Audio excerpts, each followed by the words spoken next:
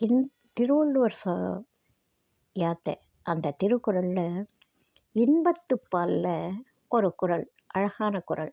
கண்ணொடு கண் இணை நோக்கு ஒக்கின் வாய்ச்சொற்கள் என்ன பயனும் இல்லை அப்படின்னு சொல்லுவார்.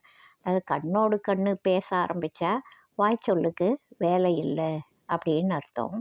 அந்த குறளுக்கு ஒரு அருட்சட்ட அடியார் மிக அருமையான ஒரு புது விளக்கத்தை சொன்னார்.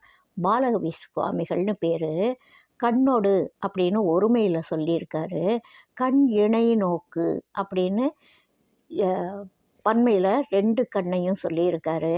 ஒரு கண் மிகச்சிறந்த நெற்றிக்கண். அந்த நெற்றிக்கண் போன்ற சுழுமுனையில் 2 கண் இணை நோக்கு ஒக்கின், கண்ணுடைய நோக்கு மனசு, கண் இங்கே பார்க்கணும். அப்போது வாய்ச்சொல்